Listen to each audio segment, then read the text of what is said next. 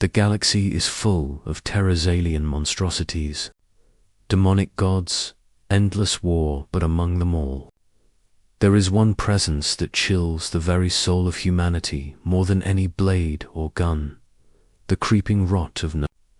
Imagine it, brother. You are a proud soldier of the Astro Militarum, fighting on the muddy fields of some forgotten world.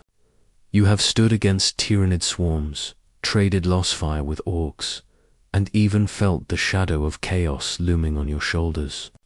Yet, as the smoke clears and silence returns, you feel something far worse than death, a cough that doesn't go away, a stench that clings to your flesh, sores that will not close.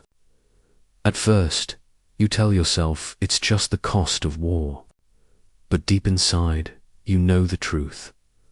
Grandfather Nurgle has found you. This is the hook of our story.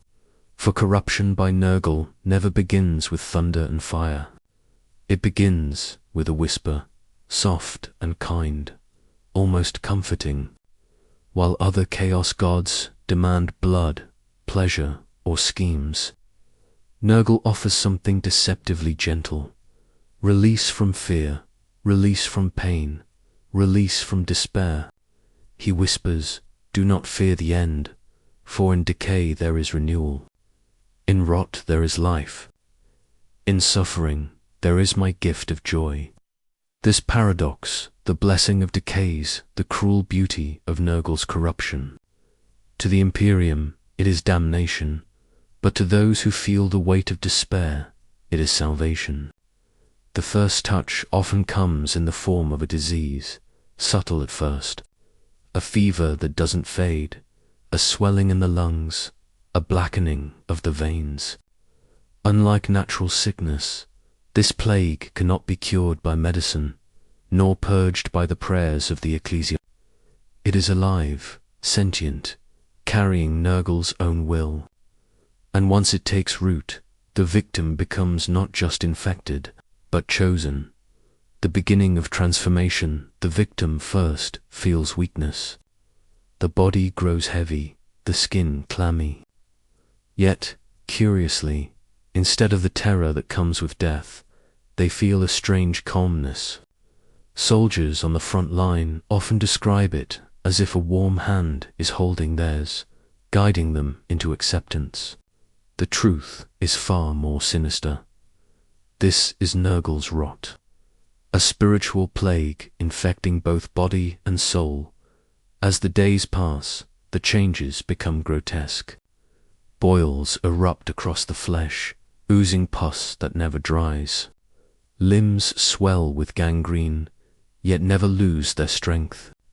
The eyes may cloud, but the vision sharpens, revealing not the mundane world, but the garden of Nurgle, an endless realm of filth and fertility, where demons dance and laugh among trees of rotting flesh. Instead of horror, the infected feel happiness. Nurgle's greatest trick is not the disease itself, is the joy that comes with it. The Imperial Creed teaches fear of death, fear of chaos, and fear of damnation. But under Nurgle's influence, those fears rot away. The infected no longer fear their demise. They no longer dread battle, pain, or loss. Instead, they embrace the cycle of decay as a gift. Their laugh becomes a grotesque, bubbling chuckle, echoing the eternal laughter of their new god. This is why Nurgle's followers are among the most terrifying of chaos worshippers. They are utterly fearless, not because they are brave, but because they simply no longer believe there is anything to fear. The Hook's revelation here lies the horror. What happens when Nurgle corrupts? You is not merely disease or physical decay. It is the death of your humanity and the birth of a new joy that mocks everything you once held sacred. Your loyalty to the Emperor dissolves. Your oaths of duty rot away. Your love for family, comrades, or self all become irrelevant. Instead, you feel an overwhelming devotion to the grandfather who saved you from despair. And once this transformation is complete, you are no longer just a man or woman. You are now a carrier of the plague god's will. Your breath carries contagion. Your footsteps spread infection. Even your shadow feels heavy, as if reality itself sickens in your presence. You laugh and fight with glee, immune to pain, your wounds oozing but never killing you. Death has no claim on you anymore, for Nurgle has already claimed your soul. Thus, Part 1 closes with this haunting truth. When Nurgle corrupts you, you do not become less, you become more, in the most grotesque and mocking way possible. You become a vessel of endless rot, smiling as the galaxy chokes on your breath, and this is only the beginning of the journey. When Nurgle's corruption first takes root, it is almost invisible, like a seed buried deep in the soil. The victim feels only hints of weakness, a cough that lingers, a small lesion that refuses to heal, a strange warmth that seems to bloom from the inside. To the ordinary soldier of the Imperium, these are dismissed as scars of war or signs of exhaustion. But slowly, relentlessly, this seed begins to grow, and with it, the very foundation of humanity begins to crumble. The body weakens first, but the true transformation is not of flesh, is of spirit. This is what makes Nurgle's corruption so insidious. Unlike the rage of Khorne or the temptations of Slaanesh, Nurgle's gifts do not come with thunderous destruction or dazzling allure. They creep like ivy, wrapping themselves around the victim's soul, whispering in moments of despair. Where once a soldier clung to faith in the Emperor, the whispers now murmur, "He has abandoned you." Why suffer for a distant god when I offer peace? Why fear the end when I give you eternity? At first, the victim resists. They recite prayers, clutch their aquillas, and try to ignore the strange sense of calm that fills them when they imagine surrender. They feel disgust at the oozing boils, the constant buzzing of unseen flies, the foul stench that follows them. But resistance grows weaker with each day, not because the body fails, but because the mind no longer wants to fight. Nurgle's true power lies in turning despair into acceptance, and acceptance into devotion. The breaking of faith. Imagine a guardsman who has spent years in the trenches. He has seen friends burned alive by Prometheum, watched comrades torn apart by tyrannid claws, and buried countless dead beneath mounds of ash and mud. He prays every night for deliverance, but the Emperor's light never answers. Instead, the plague spreads through his veins. His fever climbs, his skin splits, and his comrades begin to keep their distance. He is alone, suffering, forsaken, and then, in the stillness of fevered dreams, he hears it, a chuckle, soft, deep, and strangely comforting. It does not mock him, it embraces him. It is the laugh of Grandfather Nurgle, who delights not in the pain but in the endurance of his children. The guardsman realizes that the Emperor has left him to die, but Nurgle has come to offer him a family. Where the Imperium sees weakness, Nurgle sees potential. Where the Imperium punishes failure, Nurgle forgives. Their forgiveness is the first chain breaking. For the Imperium is merciless. Any hint of plague as cause for execution or quarantine, a death sentence delivered without compassion. But Nurgle, in his grotesque kindness, whispers, "Why fear the Emperor's judgment when I love you as you are? Why fear death when I shall make you eternal?" And so the victim's faith rots, one prayer at a time, until the Emperor's image fades into silence, replaced by the grinning, bloated visage of the plague god. The physical bloom, one's faith, is gone. The body follows willingly. The victim no longer struggles against the sores or fevers. Instead, they see them as blessings. The boils that swell on their arms are not infections, they are flowers, budding with grandfather's love. The worms that wriggle beneath their flesh are not curses, they are companions, writhing with joyous purpose. The buzzing flies that follow them are not pests, they are heralds, singing Nurgle's hymns in droning chorus. The transformation accelerates. The lungs fill with mucus, yet the victim laughs without choking.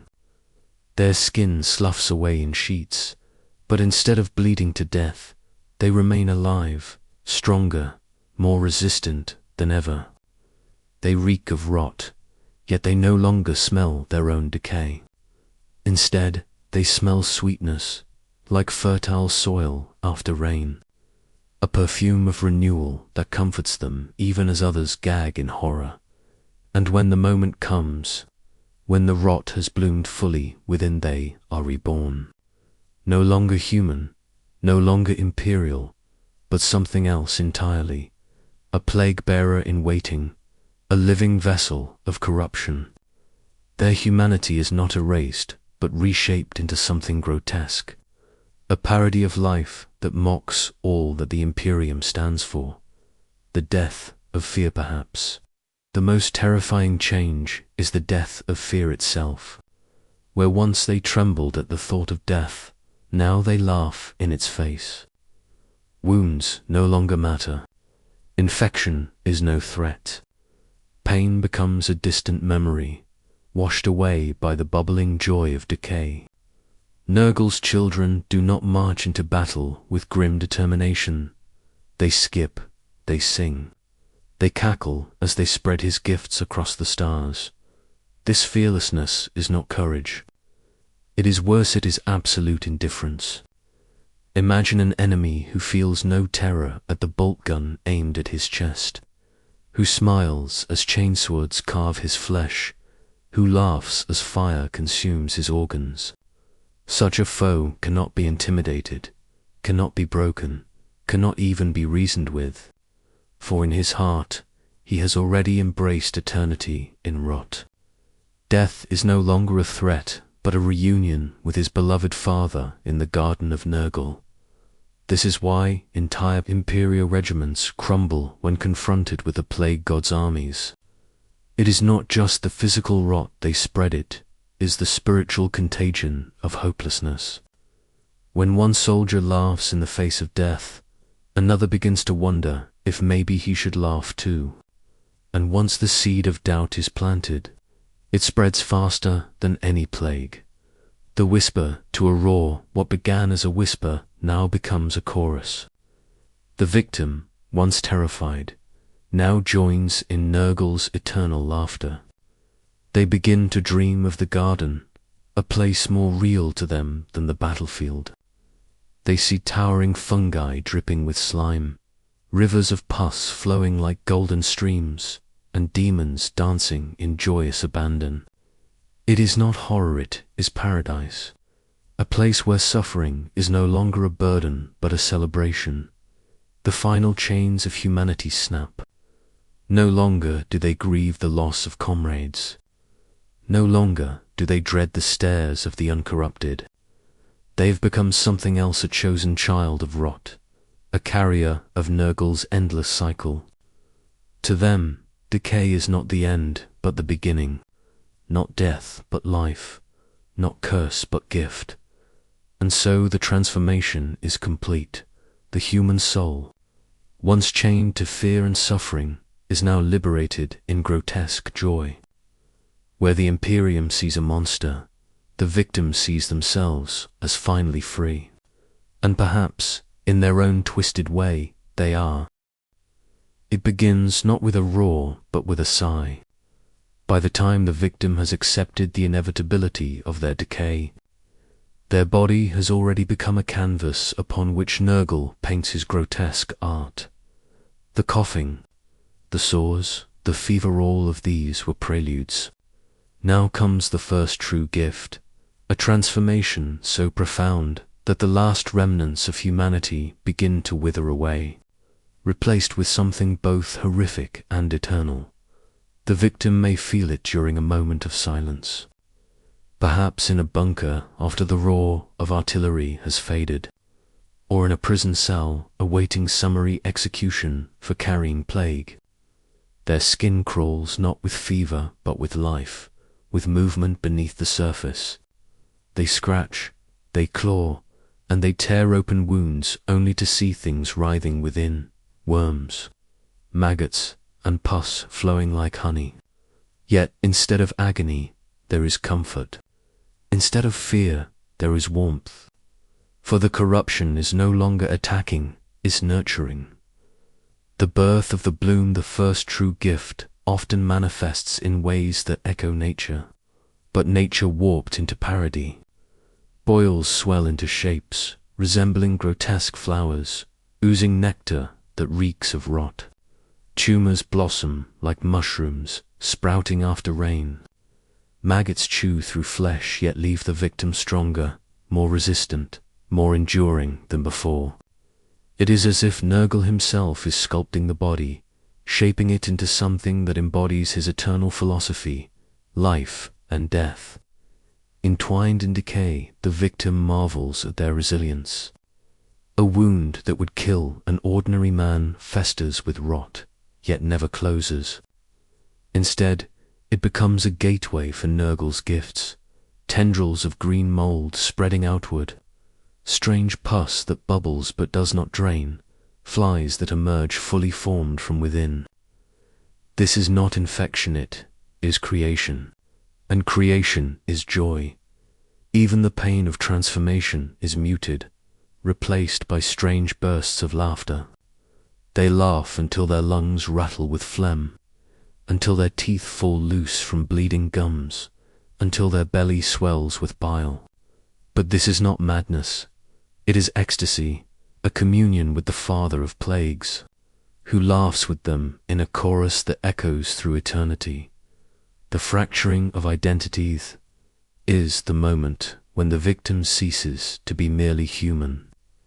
Their comrades can no longer look at them as one of their own. To the Imperium, they are now a heretic, a plague-ridden abomination to be purged.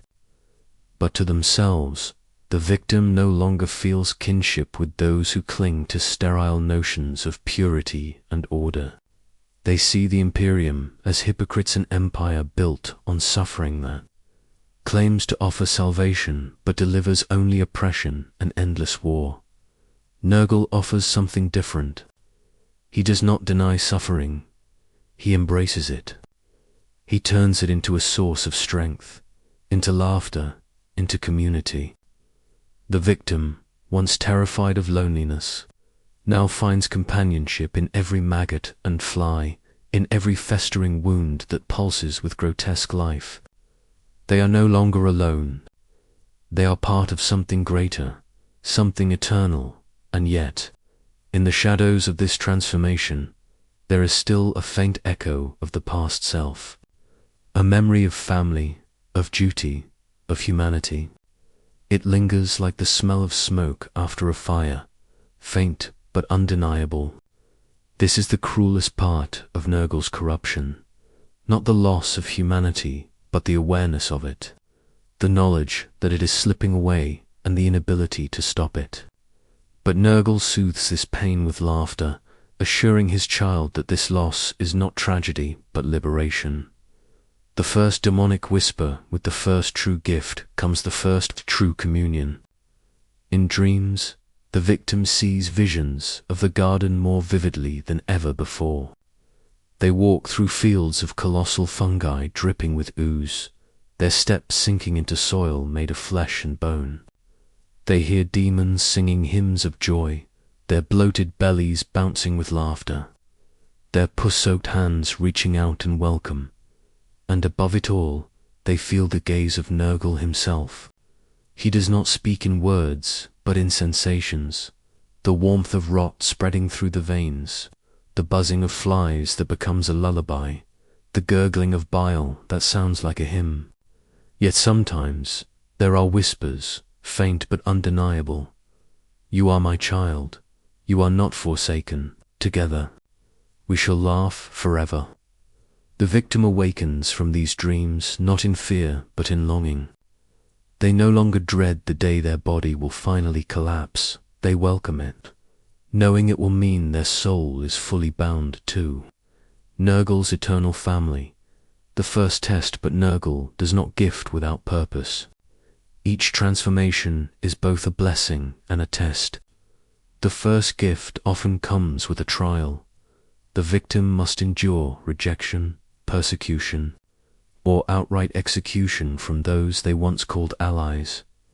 Perhaps the guardsman wakes to find his squad surrounding him. Lasgun's raised eyes filled with disgust. "You're sick," they say. "You're cursed."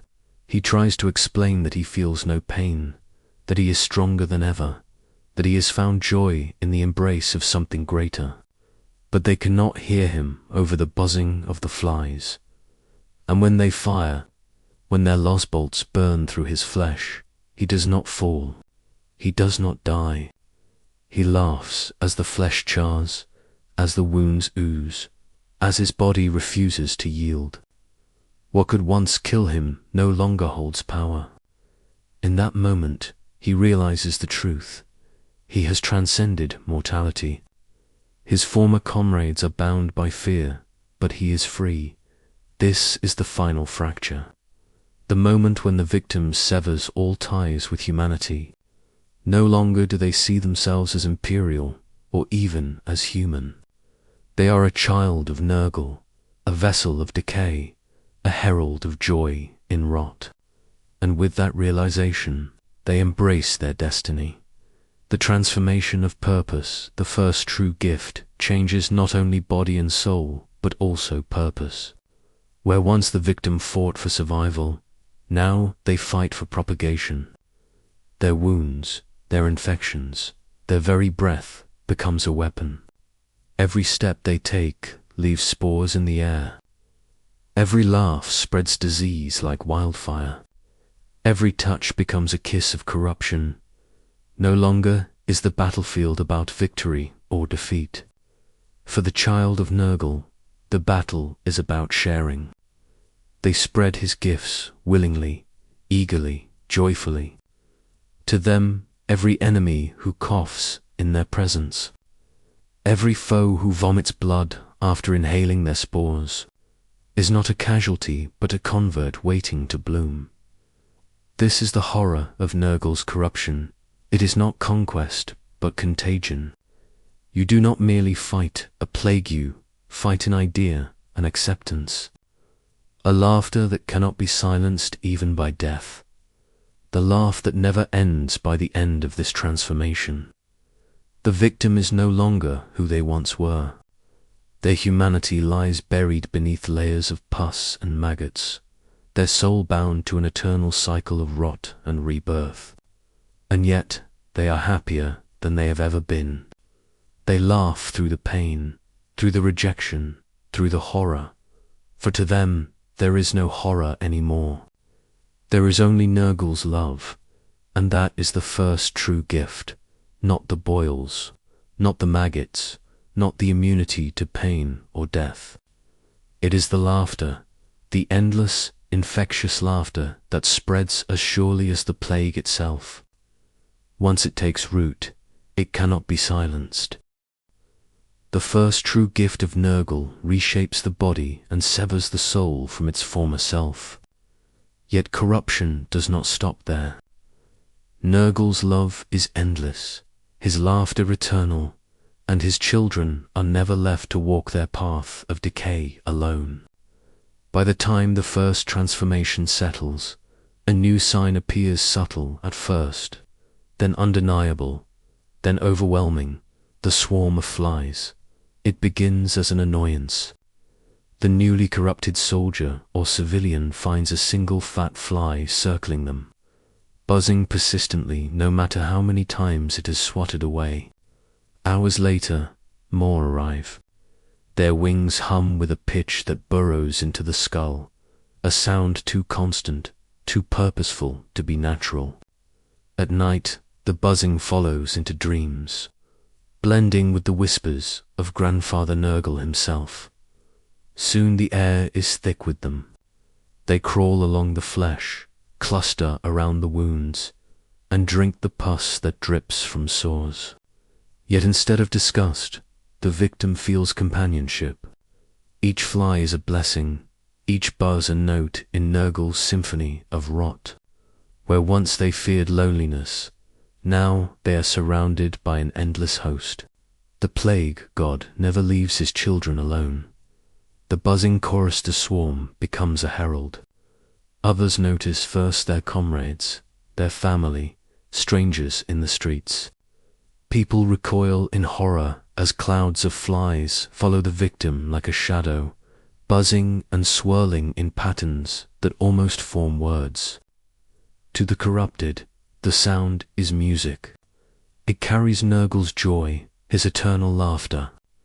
To the uncorrupted, it is a nightmare, a constant reminder that sickness and death are near. The flies land not only on the victim, but on others, spreading spores and disease with every touch. Soon, those who stand too close begin to cough, their eyes redden, their flesh itches with unseen infection.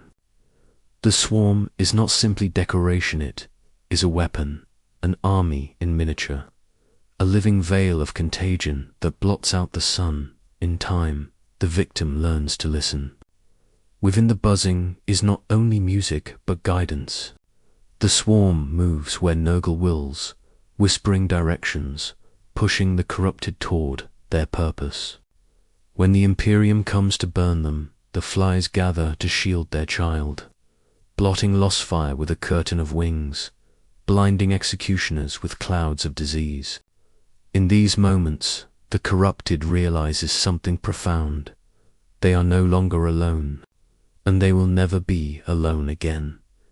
The first communion with the demonic through the swarm, the veil between reality and the warp grows thin. One night, perhaps, as the victim rests in a trench, the buzzing reaches a fever pitch. The flies crawl into their ears, their nose, their mouth, filling their senses with vibration. And in that vibration, the victim sees beyond the material world. The garden of Nurgle is no longer just a dream. It is a vision laid bare before their eyes, bleeding into reality. They see demon flies the size of horses fluttering between rotting trees. They hear the gurgling laughter of plague-bearers chanting in unity, their swollen bellies bouncing with each hymn. And deeper still, they sense the presence of the great unclean ones, those massive demonic heralds of Nurgle, who watch with paternal affection in this communion. Nurgle's philosophy is revealed, that decay is not death, but transformation, that endings are beginnings, that suffering is not to be feared but embraced, for it binds all life together in the cycle of rot. The victim understands then that they are not cursed but blessed. They are not a monster but a messenger. Their body is no longer there. On it is a walking shrine to the Father of Plagues. The rejection of the world, but the galaxy is not kind to Nurgle's children. As the swarm grows, as the corruption deepens, the victim becomes a walking plague that cannot be ignored.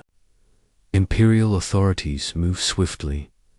Arbite squads arrive with flamers. Priests preach purification by fire. Soldiers draw lots to see who will execute their former comrade. Imagine the scene. The victim stands in chains, their flesh sagging with rot, their eyes glowing faintly with green light. The swarm hums around them, blotting the torchlight. The priest raises his book of the Emperor and declares them unclean, damned, to be purged. The crowd shouts in agreement, some gagging from the stench, others clutching their rosaries, and yet the victim only laughs, not with bitterness, not with malice, but with joy. They understand that rejection by the Imperium is acceptance by no. They are no longer slaves to fear. Death cannot touch them, fire cannot silence them, bullets cannot stop what they have become. When the flamers roar, the flies surge forth. The chains melt away in pus. The priest coughs, chokes, and collapses, his lungs already blooming with spores. The soldiers flee as their own bodies betray them, boils erupting across their skin. The victim stands amidst the chaos, smiling through melted lips, the laughter of Nurgle booming in their chest. This is the turning point, the rejection of humanity, the embrace of monstrosity. What once was a man is now something else entirely, a carrier, a herald, a child of Nurgle in truth, the gift of fearlessness by now. The corruption has reshaped not only the body but the mind. The victim no longer fears the Imperium, no longer fears death, no longer fears anything at all. They stride into battle without hesitation, their wounds ignored, their laughter echoing above the screams. Every sword that pierces them only spills more contagion. Every bullet that tears their flesh only feeds the swarm. This fearlessness is not courage, it is liberation. To them, the galaxy is not a place of horror but of opportunity. Every battlefield is a chance to spread joy. Every corpse is fertile soil for Nurgle's garden.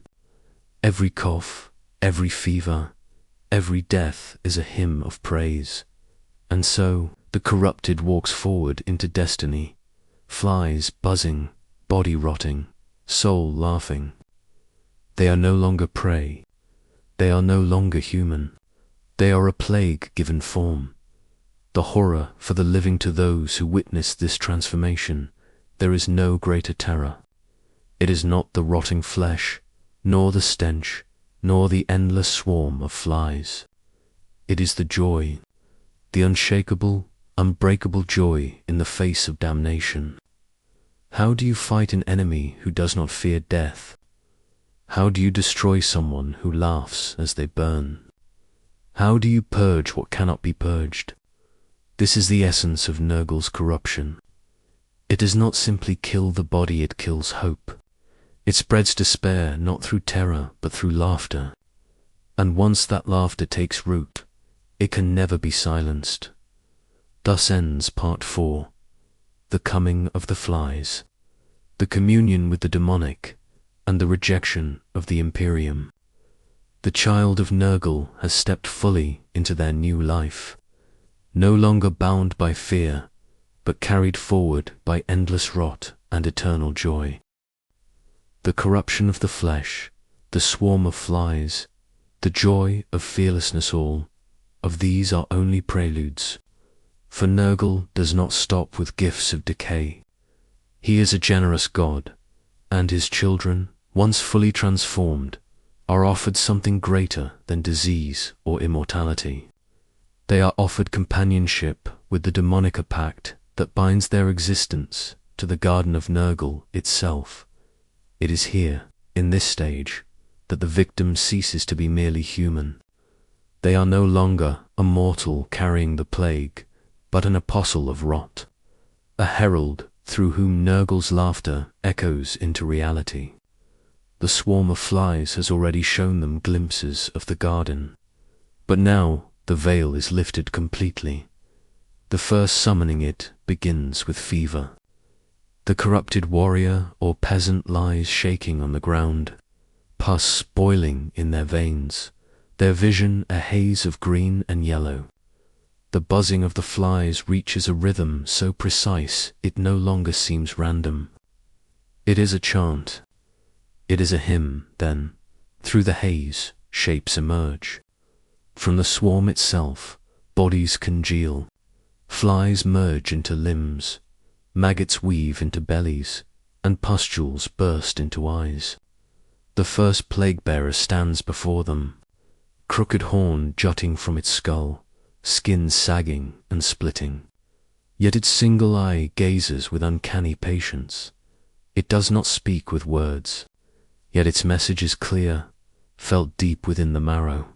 You are chosen. You are loved. You are ours. The victim, writhing in infection, understands this as a pact. They need not sign with ink or blood. Their very body, already transformed into a shrine of filth, is the covenant. In that moment, they are inducted into the tally of Nurgle, their name counted among the demons of pestilence. The voice of the Plaguebear Purplaves are not merely demons. They are record keepers. Every infection, every wound, every death from disease is tallied in their endless chant. And now the corrupted hears that chant, not with ears, but within their soul. It is a droning litany, thousands of names, dates, and places whispered in unison. The victim hears their own life among them, the day they caught their first cough, the moment they first bled from the gums, the hour their flesh split to reveal the swarm beneath, the second their laughter drowned out their fear, and woven among these events is a new title carrier. The plague-bearer declares them not only diseased, but disease incarnate. Every step they take, every breath they exhale, every wound they suffer will now serve the tally. Each act of suffering inflicted upon others becomes holy scripture. This is the pact, not a deal for power, but an eternal oath of service, a merging of purpose. The corrupted is no longer an individual. They are a vessel, a counter in Nurgle's eternal record. Their life a hymn in the endless drone of decay. The gift of companionship. What distinguishes Nurgle's corruption from the others is this: it never isolates. Where Tzinch deceives, where Khorne demands, where Slanesh devours, Nurgle embraces. The newly bound herald of rot never walks alone. Soon, more plague-bearers appear. Sometimes they emerge from the swarm. Sometimes they crawl through cracks in reality itself. Sometimes they rise from the corpses of the freshly infected. Always they arrive with gurgling laughter, their one eyes gleaming with paternal pride to the corrupted. These beings are not monsters, but family. They feel no fear in the presence of horned demons dripping with slime. Instead, they feel relief. At last, they belong. At last, they are home. The plague-bearers whisper secrets of the garden, tales of endless swamps of pus where the air is sweet with rot, where every tree drips with disease, where Grandfather himself sits enthroned upon a mountain of filth, laughing as he brews new plagues. The corrupted weeps at these visions, not with sorrow, but with longing. The first task but gifts come with responsibility. Nurgle's children are not idle. The first task always follows the first pact. The swarm leads the corrupted to a village, a trench line, or a shrine world, any place where life still clings desperately to order. The plague-bearer instructs them.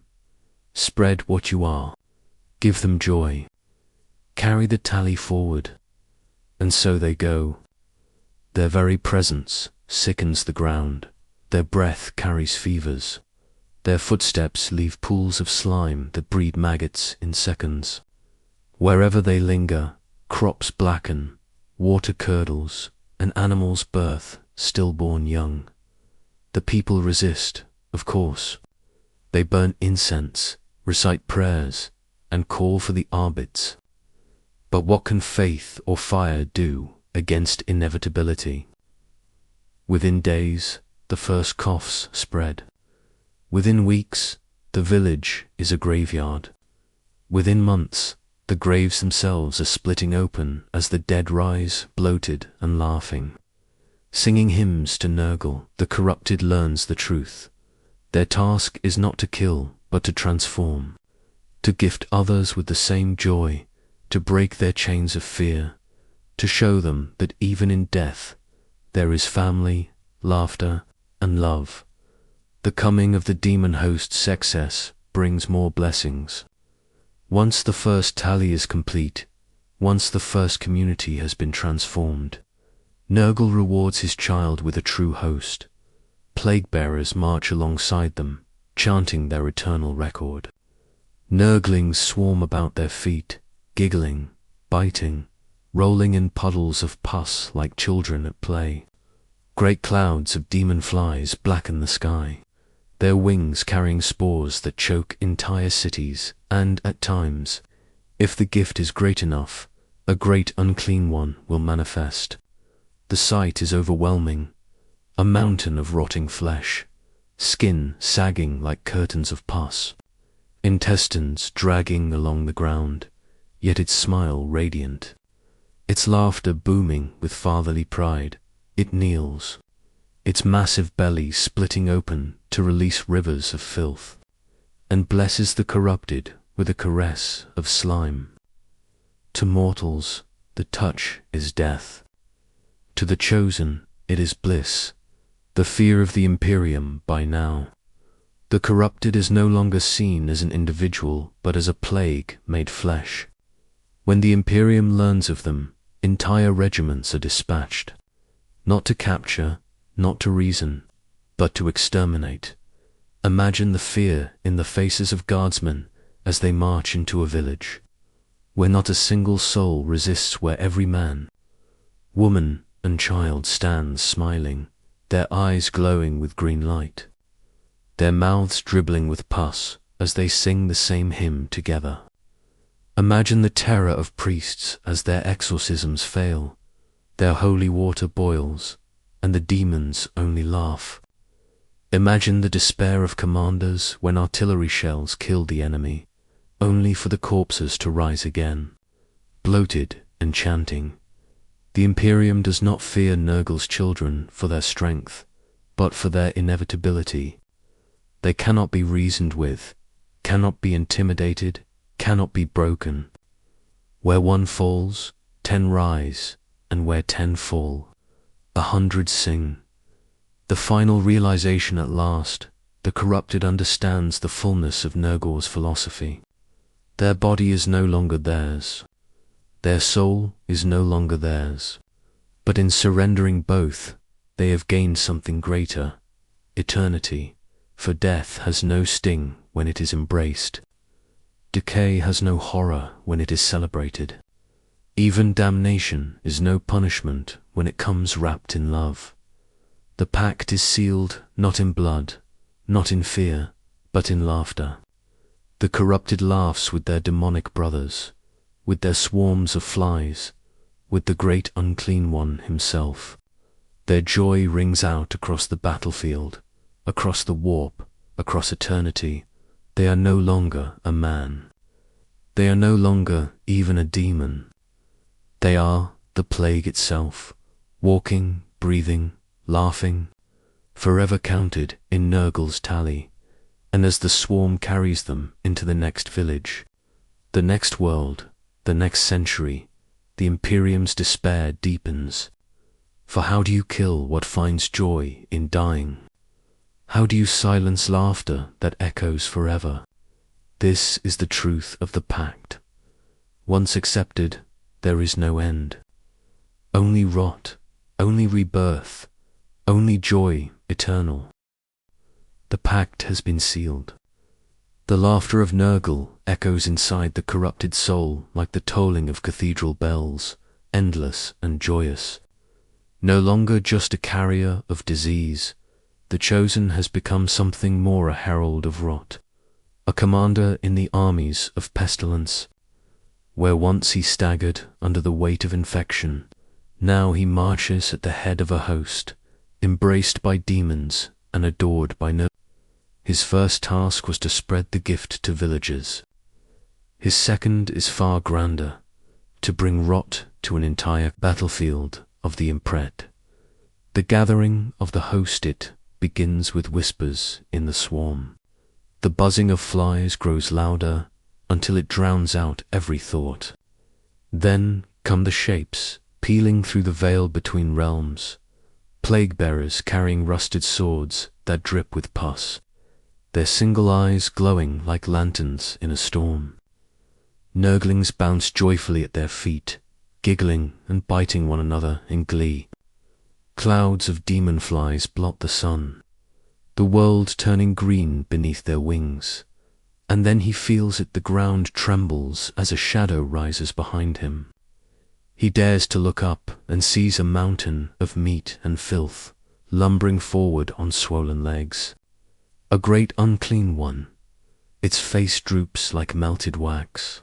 Its bloated gut split open to reveal rivers of slime and wriggling nurglings spilling forth. Yet its smile is warm, its laughter booming like thunder. The great unclean one looks down at the herald of rot and proclaims, "You are my son, my chosen. Lead them, spread the tally.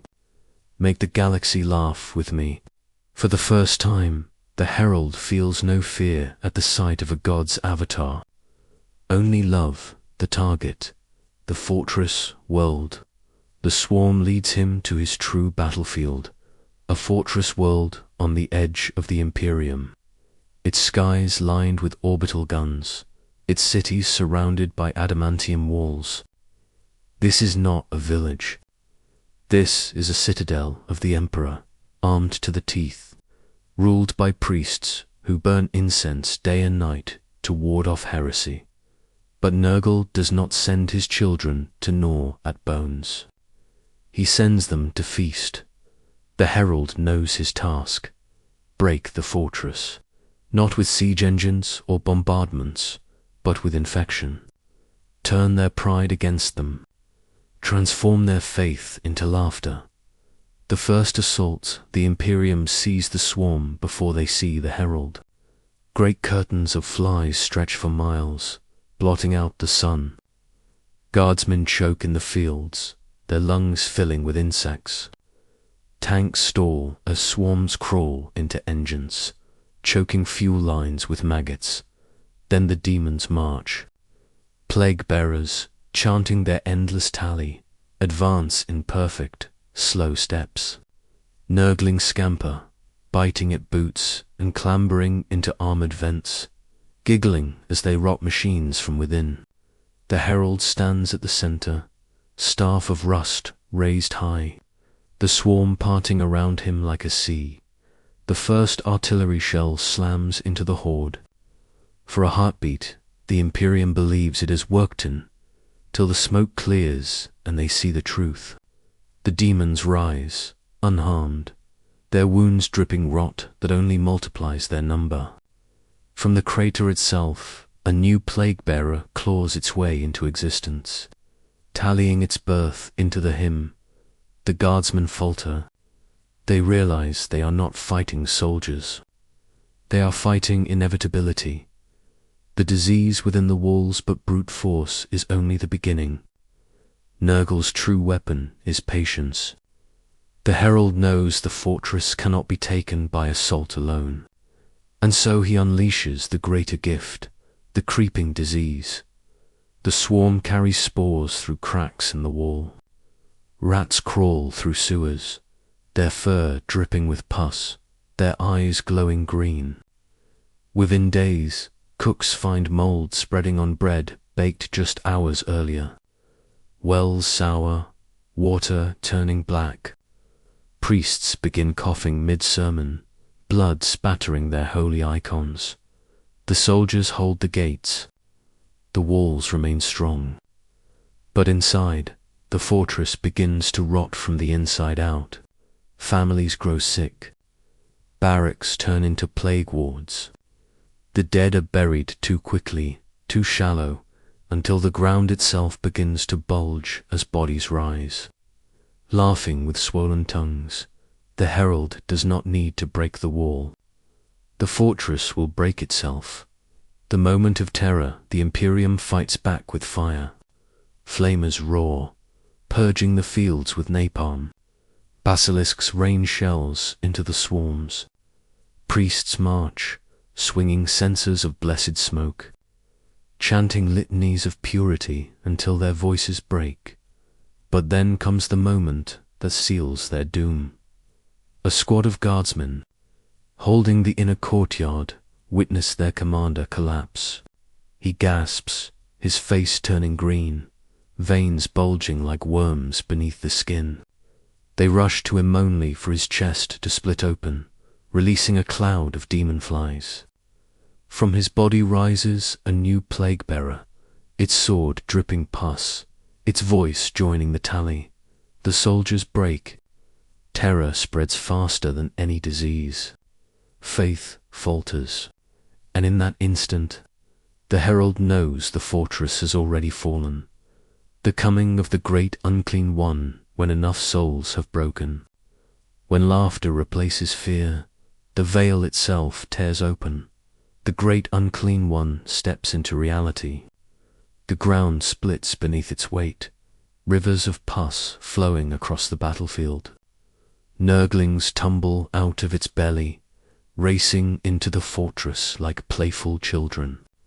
It laughs, a sound that shakes stone from walls, a sound of love so overwhelming it curdles the heart. My children, it roars, let us share our joy. The herald kneels before it, and together they march into the fortress. The fall of the fortress, the gates do not shatter, they simply rot away. Adamantium corrodes in seconds, turning into brittle flakes of rust. The defenders within drop their weapons, not from cowardice, but because their hands have melted into boils, their fingers fusing together. Priests kneel in prayer, only for their tongues to swell and burst. Their last words replaced by laughter by nightfall. The fortress is silent, except for the buzzing of flies and the songs of plague-bearers chanting the tally of the dead. The herald sits upon the chapel steps, Nurglings climbing over his shoulders, as he watches the great unclean one recline in the ruins, laughing with joy. The tally is complete. The fortress has been transformed, the war eternal, but this is only one fortress. The galaxy is endless, and Nurgle's laughter must echo through every world. The herald understands now. He is not a conqueror. He is not even a general. He is a gardener. Every battlefield is soil. Every soul is seed. Every plague is a harvest. The war will not end until every world sings with laughter, until every corpse rises, until even terror itself crumbles beneath gardens of rot. And as the swarm rises again, blotting out the stars, the herald feels no fear of the task. Only joy, only love, for his father walks beside him, and eternity stretches before them both. This is not war. This is celebration. The fortress had fallen, its adamantium walls nothing more than crumbling husks, its people nothing but laughing husks of flesh. Yet the herald of rot did not rest, for Nurgle's blessings are not meant to be hoarded, they are meant to spread. And as the fortress turned into a garden of decay, the disease began to crawl beyond its walls, reaching into every corner of the planet at first. It was whispers in the void imperial ships broadcasting distress calls, unknown contagion, planetary defenses compromised, requesting reinforcements.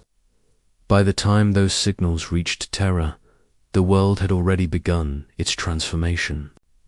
The sky dimmed beneath curtains of flies. Forests blackened and bloomed with fungal growth. Cities became hives of disease. And the name given by the survivors, those few who could still form words before their throats, swelled shut was simple, the planet of flies. The spread of the plague it started in the rivers. The plague's spores travelled downstream, infecting water supplies. Within weeks, entire villages were coughing black bile. Crops withered, their roots curling into worms. Livestock bloated and burst open, spilling swarms of maggots that slithered into the soil, birthing new life that laughed in buzzing voices. Then came the sky. The flies, endless in number, clouded the horizon. They were not mere insects, they were demons, fragments of Nurgle's will. Their wings carried pestilence, and wherever they landed, sores erupted. The buzzing was constant, a drone so loud it drowned out prayers and drove men to madness. And through it all, the herald walked the land, staff in hand, his body a beacon of corruption. Where his foot touched the earth, flowers of rot sprouted, their petals dripping pus. Behind him, Nurglings rolled in joy, chasing the flies, spreading spores with every giggle. The planet was no longer dying. It was being reborn in Nurgle's image. The resistance, but the Imperium does not yield easily.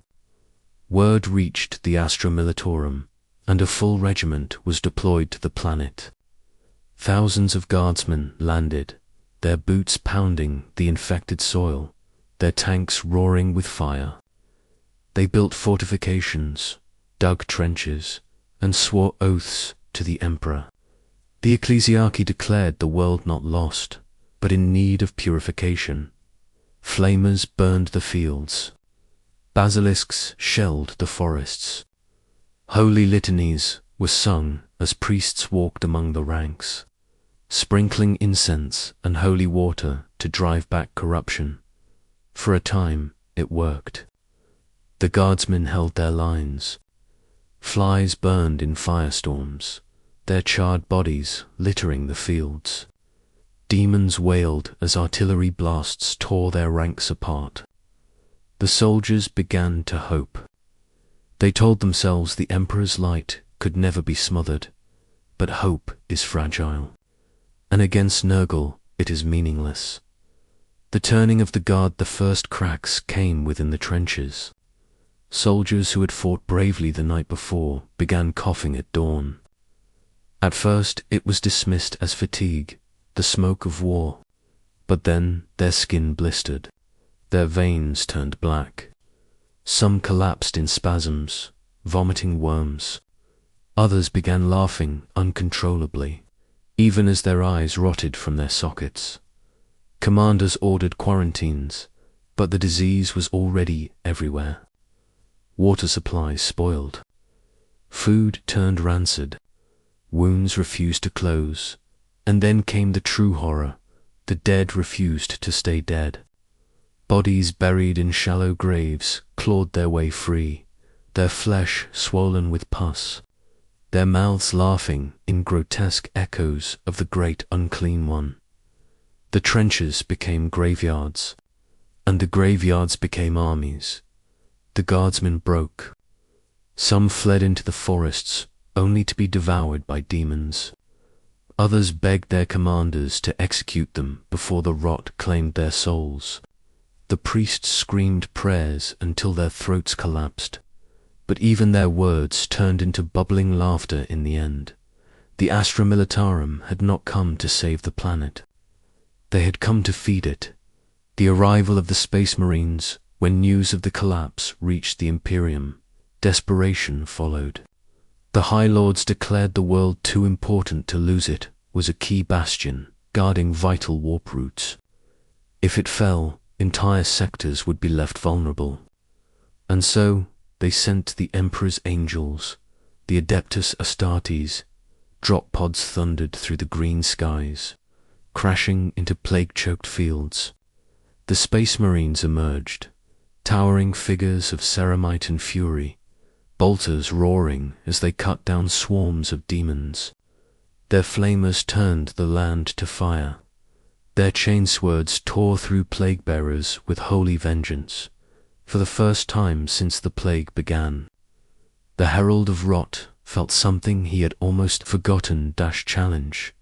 He watched from a ruined cathedral as squads of Space Marines pushed through his hordes. Their discipline unbroken, their faith unshaken. Even the flies recoiled from their purity, and demons wailed as bolter shells exploded in their ranks. These were not frail guardsmen. These were weapons forged by the Emperor himself. The herald laughed, a wet, bubbling sound. "Good," he whispered. "Good, let them come." The garden grows stronger when pruned. The clash of faith and rot the battlefield became a nightmare of clashing extremes. Faith and rot, purity and corruption. The Space Marines advanced in perfect formations, their banners held high, their chaplains roaring litanies of hatred. Each shot, each blade stroke was a prayer. Every fallen demon dissolved in green smoke, banished by their holy wrath. But the herald answered with his own prayers. He raised his staff, and rivers of pus erupted from the ground, swallowing tanks whole. Clouds of flies swirled into storms, blinding the Marines. Nurglings swarmed over their armor, giggling as they gnawed at seals and lenses. Plague-bearers marched with unbreakable rhythm, chanting the endless tally of death. Then the herald himself entered the fray. His body was a mass of sores and tumors, but his strength was godlike. He swung his staff with the force of a thunderbolt, shattering ceramite and bone. Each strike spread corruption, wounds festering instantly. His laughter rang across the battlefield, a mockery of the Emperor's light.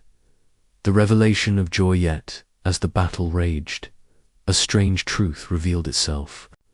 The more the Marines fought, the more the herald laughed. The more they burned his children, the more the plague grew back. Each fallen plague-bearer birthed to more. Each firestorm gave rise to new spores. The Marines fought to cleanse the world, but the world no longer wanted cleansing. The soil, the rivers, the very air had already chosen. The planet itself belonged to Nurgle. The herald raised his arms to the sky, and the laughter of the great unclean one echoed from beyond the veil. The Marines realized with horror that they were not fighting an army. They were fighting the planet itself. The closing horror by the end of the campaign, the Space Marines still stood. Their valor did not falter, their faith did not crack. But their numbers dwindled, their supplies burned, their ships contaminated. Every victory was temporary, every cleansing undone. The herald did not need to win quickly. He only needed to wait. And as the weeks bled into months, even the Emperor's angels began to tire. Their armor bore cracks filled with spores. Their lungs wheezed against unseen contagions. Their voices grew hoarse, their litanies weaker. The planet of flies did not fall in a single battle. It fell slowly, inevitably, as rot always does. And when the final Marine drew his last breath, choking on bile, his corpse laughed with the voice of Grandfather Nurgle. The herald stood upon the corpse-strewn fields, his staff raised in triumph. The planet was his. The garden was complete, and beyond the stars, more worlds awaited. This was no longer a war. This was Nurgle's harvest. The corruption of Nurgle does not end with the reshaping of flesh, the collapse of will, or the surrender of identity. It evolves into something far stranger, far darker, and disturbingly beautiful, for those who survive the initial decay of their bodies and minds. There comes a stage in which they no longer feel as though they are rotting from without, but blooming from within. It is in this phase that the true nature of Nurgle's gift becomes apparent. The body becomes a garden, a living ecosystem of filth, disease, and parasites, thriving in eternal union with the plague god. This is the stage where corruption stops being merely a punishment and turns into a grotesque form of creation. To the Imperium, it is horror incarnate. To Nurgle, it is art. The roots of corruption, the first signs that a mortal has reached this stage, are subtle. Strange lesions form on the skin, not as wounds to be healed, but as openings flesh, splitting like soil, to allow spores and fungal growths to emerge. Oozing cysts rupture to reveal wriggling maggots that burrow back into the host's veins, becoming permanent companions in their circulatory system. The stomach churns not with hunger but with life, housing colonies of worms that thrive in the bile and acids of digestion. Some even say the lungs of Nurgle's chosen grow moss-like membranes, filtering air not for oxygen but for spores, spreading pestilence with every breath. This internal garden is not metaphorical. Nurgle cultivates his champions as living vessels, carrying ecosystems within them that echo his own rotting yet fertile garden in the warp. Every follower becomes a seedbed, and their corruption is not a passive decay, but an active blooming, a grotesque, verdant flourishing of death made fertile transformation of the mind. As the body becomes host to this writhing garden, the mind shifts once again. At this stage, fear is gone. Pain is gone. Even the old despair that once haunted the victim is replaced by a strange sense of purpose.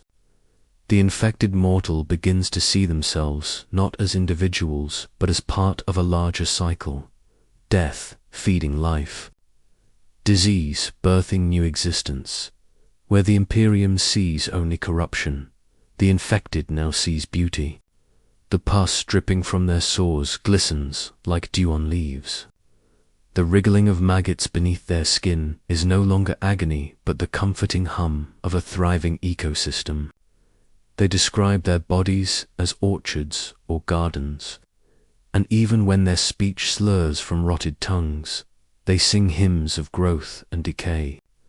This is the psychological snare Nurgle uses most effectively, transforming abomination into purpose, ensuring that his servants embrace their own corruption not as curse but as destiny, physical horrors, the blooming flesh physically.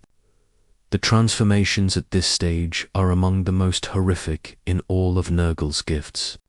Entire limbs may split open to reveal vines of rotting sinew, pulsating with thick green ichor. Faces distort as fungal blooms sprout from eye sockets, releasing clouds of spores with every blink. Some followers become walking hives for flies, their skin pockmarked with tiny orifices from which swarms emerge endlessly, feeding on the rot yet never abandoning their host. The stomach often becomes the centerpiece of this grotesque garden.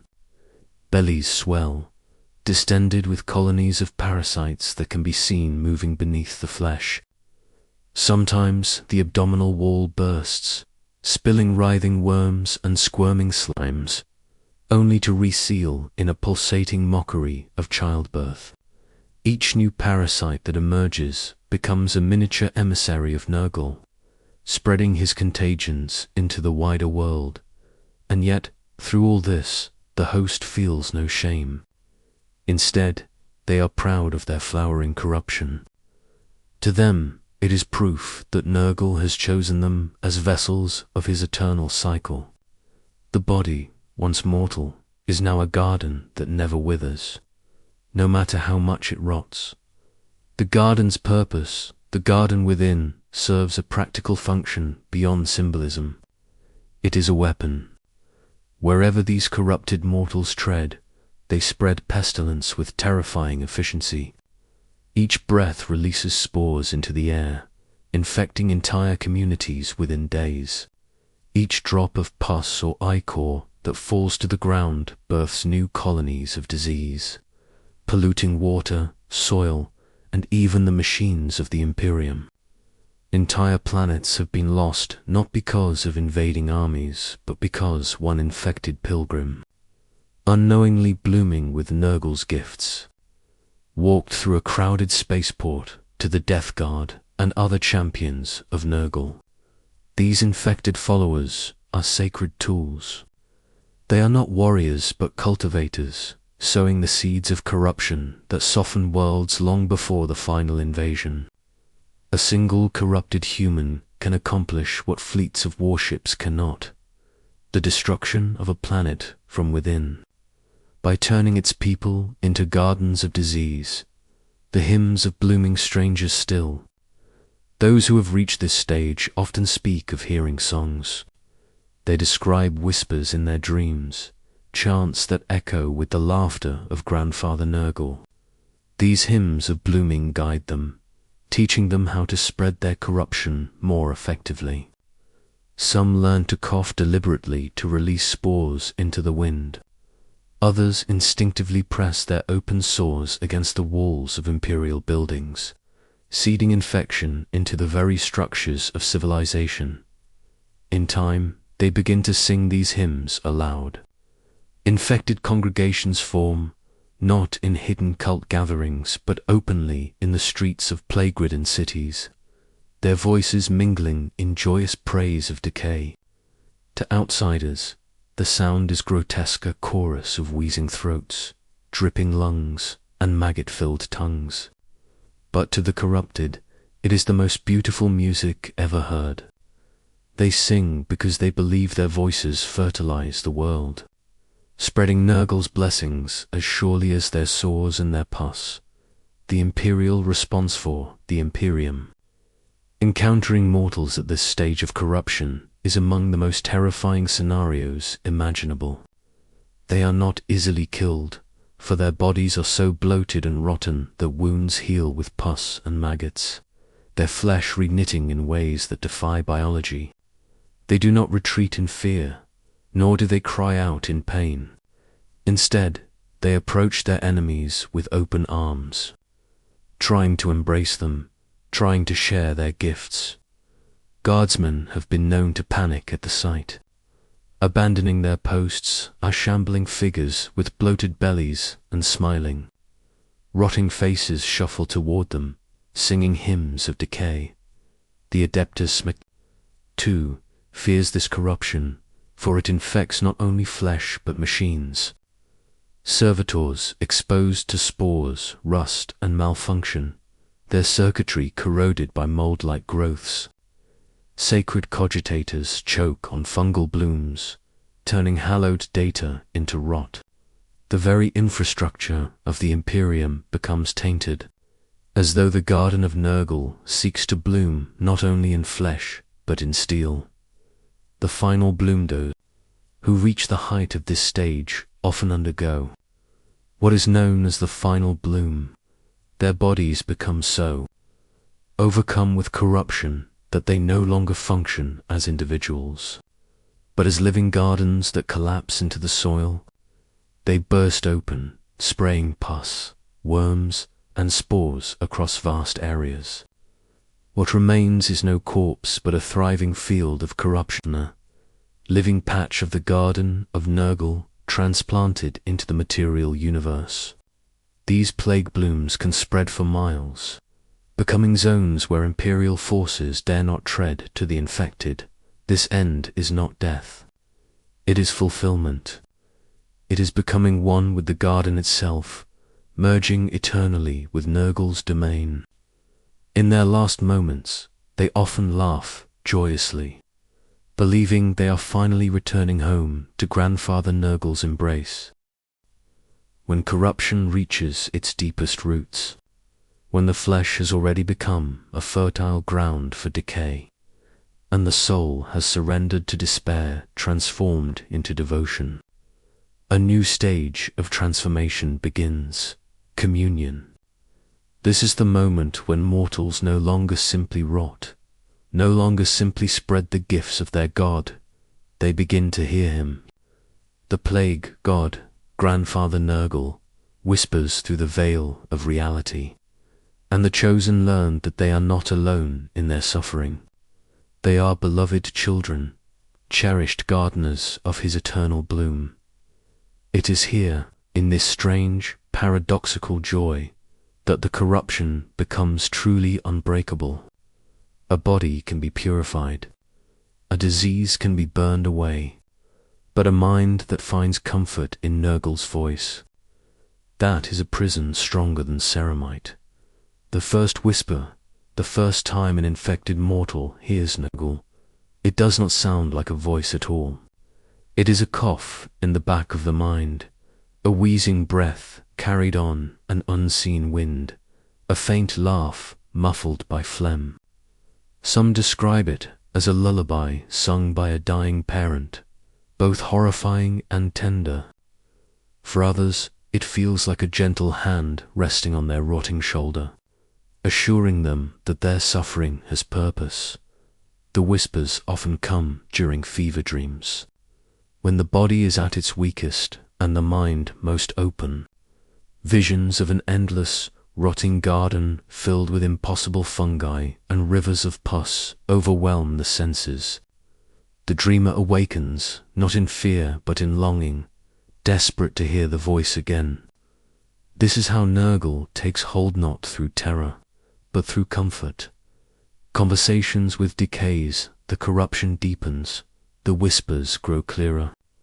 The chosen begin to hear words, encouragements, promises, and jokes told with the wheezing laughter of a god who delights in life's grotesque humor. Nurgle speaks of the futility of struggle, the inevitability of death, and the peace that comes from acceptance. His words are always laced with paradox: decay as growth, death as life, endings as beginnings. The afflicted begin speaking back, at first timidly, then openly. They mutter to themselves in crowded streets, conversing with a voice only they can hear. They ask questions: why me? Why this pain? And the answers come, always the same: because you are loved. Because your pain is a gift. Because in your suffering you bloom soon. These one-sided mutterings evolve into full-blown dialogues. Entire cults have been built around one individual who claims to speak directly with Nurgle, their words treated as scripture. The whispers spread, not just through infection, but through belief. The transformation of faith. This communion marks the death of the old self. No longer do the infected think of themselves as human in the sense the Imperium demands. They see themselves as children of Nurgle, gardeners tending to his vast, rotting domain. Fear of death vanishes completely, replaced by the joyous certainty of eternity within the garden. Even as their skin sloughs away, even as their bones become brittle with rot, they smile, they laugh, they sing. This is why Imperial forces fear those who commune with Nurgle more than those in earlier stages of corruption. A body can be destroyed, but faith cannot be killed so easily. When Nurgle's voice is heard, his garden becomes unrootable within the soul. Physical manifestations of communion. With this communion comes new physical horror. The body itself begins to speak in echoes of the god. Boils burst in rhythmic pulses, releasing clouds of spores like whispered breaths. Maggots crawl across tongues and teeth, yet somehow shape themselves into words when the corrupted sing their hymns. Some mortals develop growths on their backs that look like fungal ears, listening to Nurgle's whispers. Others grow hollow cavities in their chests that echo his laughter whenever they breathe. These grotesque features terrify outsiders, but to the corrupted, they are marks of divine favor. They point to the boils on their faces and claim them as stigmata. They cradle the worms in their bellies like infants. They welcome every new deformity as proof that they are becoming one with their God. The spread of the whisper. The most dangerous part of this communion is that it spreads beyond the infected. Whispers of Nurgle seep outward, carried not just by spores, but by suggestion. An infected cultist can look into the eyes of a grieving mother and plant the seed of despair. Why fight death? Why fear it? Why not accept it? Such ideas spread faster than any plague. Whole communities have been brought low not by disease, but by despair. Their faith in the Emperor rotted away by whispers promising release from suffering. When the body dies, the soul clings to the Emperor. But when the mind accepts Nurgle, even death becomes irrelevant, for the garden awaits. Imperial desperation. The ecclesiarchy knows of these whispers and fears them more than any plague. Preachers warn of false voices that lure the weak, but their words often fall on deaf ears. After all, what does the Imperium offer its citizens but endless toil, starvation, and death in the name of a god they never see? Nurgle, by contrast, whispers personally. He laughs with them. He tells them they are loved. In a galaxy of cruelty, his twisted kindness feels real. The Inquisition has burned entire hive cities to silence Nurgle's whispers, fearing that once a community hears them, salvation is impossible. Whole populations are reduced to ash, for it is better that millions die than that one planet bloom into the garden of Nurgle, the cult of laughter. One of the most unsettling aspects of communion is laughter. Those who hear Nurgle begin to laugh constantly, even in agony, even in death. They laugh as their flesh falls from their bones. They laugh as their lungs collapse, spewing out spores. They laugh because Nurgle laughs with them, and to share in that joy is the highest form of worship. Imperial soldiers often describe the sound of these cults as more terrifying than the screams of demons. "It's not the rot that breaks you," one guardsman wrote. "It's the sound of hundreds of dying men laughing as if death were the sweetest joke. This laughter echoes long after battle's end, carried on the wind like a cruel reminder that Nurgle's whispers never truly fade. Communion. As a weapon, those who commune most deeply become living beacons of Nurgle's will. They spread corruption not through spores or touch, but through presence alone.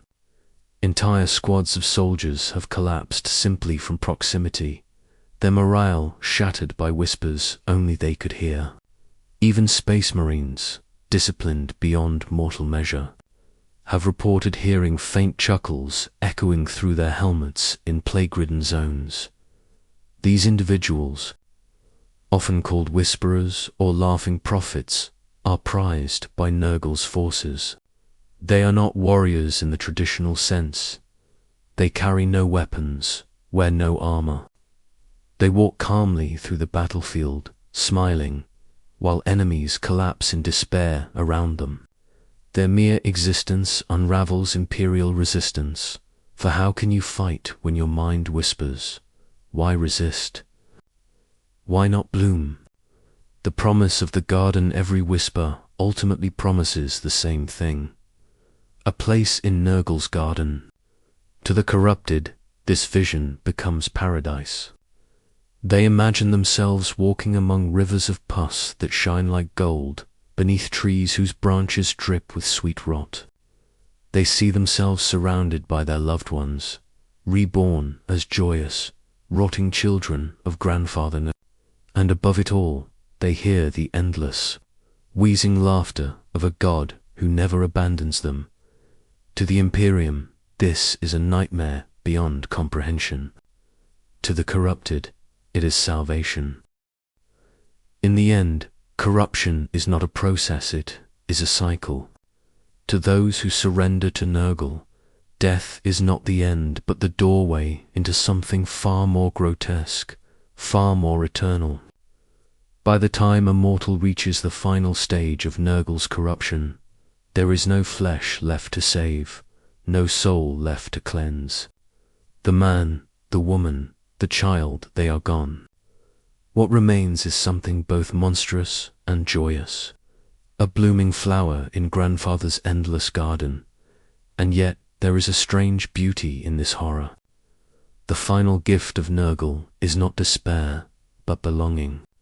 It is the eternal bloom, the moment when suffering transforms into devotion, and death becomes life everlasting in the diseased paradise of the plague god.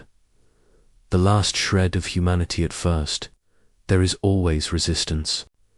Even those who have long accepted Nurgle's whispers find themselves clutching at the remnants of their former selves. Memories of family, fleeting images of home. Prayers once whispered to the Emperor they all resurfaced in a desperate final attempt to resist. But these memories decay just like the flesh. They rot. They fade. Nurgle's final embrace comes not with violence, but with inevitability. The mortal realizes that the last pieces of themselves no longer matter. Their humanity was fragile, temporary. What they are becoming is eternal. They laugh, even as tears rot from their eyes. For in this surrender they feel for the first time peace. The body blossoms, the body, long ravaged by plague, blossoms into its final grotesque form. Skin sloughs away entirely, leaving muscle and bone blackened with rot, yet somehow animated with unholy vigor. Fungal blooms burst from every crevice, mushrooms the size of fists. Pus-filled flowers that drip with sweet-smelling corruption. Flies swarm like halos around the head, a crown of buzzing adoration. Some chosen swell until their bodies split, spilling rivers of maggots that form living carpets at their feet. Others wither into skeletal husks, animated by disease alone, their every step releasing clouds of spores. All forms are beautiful to Nurgle, for each is a unique bloom in his infinite garden. The soul's migration, but the true transformation is not physical. It is spiritual. The soul of the corrupted no longer clings to the materium, no longer fights to remain tethered to flesh. Instead, it migrates, slipping through the veil into the garden of Nurgle. Here, the final vision becomes reality. The mortal walks through fields of writhing worms that glow like flowers. Trees made of bone and fat stretch into a sky of rotting clouds. Rivers of filth run warm and inviting, carrying the laughter of Grandfather himself. And there, in the distance, Nurgle waits vast, corpulent, eternally smiling. Each soul is welcomed like a long-lost child. He cradles them in diseased arms, presses them into his belly, and whispers the words they have longed to hear. You are mine, forever. Immortality in decay, this is Nurgle's paradox. While all other gods offer power through struggle, domination, or excess, Nurgle offers immortality through surrender. His children never truly die. Their bodies may collapse into mulch, but their souls live forever in his garden, reborn as demon flowers, plagues, or laughing Nurglings who dance and spread his joy. For the corrupted, this is bliss. They become part of something eternal. They join an endless family that never abandons them. In the laughter of their brothers and sisters, they find communion. In the embrace of Grandfather, they find love. What was once a nightmare has become paradise. Twisted but complete. The view from the outside to the Imperium, this ending is the greatest of horrors. To watch a comrade's body erupt into blooming fungi, to hear their joyous laughter as they dissolve into rotted, is a vision that breaks the spirit. There is no victory against Nurgle, because even in death his children are not defeated. They are transformed. Many guardsmen who witness such corruption are left scarred, unable to reconcile what they saw. Some turn the gun on themselves, preferring death to laughter. Others are driven mad, whispering to shadows, until the Inquisition silences them. The Ecclesiarchy tells its faithful that Nurgle's garden is a lie, that his paradise is torment disguised as joy. But those who have heard the whispers know the truth. It is not torment at all. It is belonging. Nurgle's victory, the final stage of corruption, is not measured in boils or worms or plague, but in ideology. Once a soul believes that suffering is a gift, once they see decay as beauty, once they laugh at death itself, Nurgle has already won. No matter how many worlds the Imperium burns, no matter how many bodies they pile upon pyres, The bloom cannot be uprooted, for it grows in the soul, and souls are eternal. This is why Nurgle is feared above all others. Not because he kills, but because he converts. Not because he ends life, but because he redefines it. The eternal blue man, so the story ends, as all stories do, in decay. But in that decay lies the beginning of something new. A plague-ridden mortal, once terrified of their own body, now walks joyfully into the garden. Their laughter joins the chorus of billions. Their body, once frail and human, has become a vessel of eternal bloom. The cycle continues. Nurgle laughs. His children laugh with him. And in the endless garden of rot and renewal, life flourishes forever.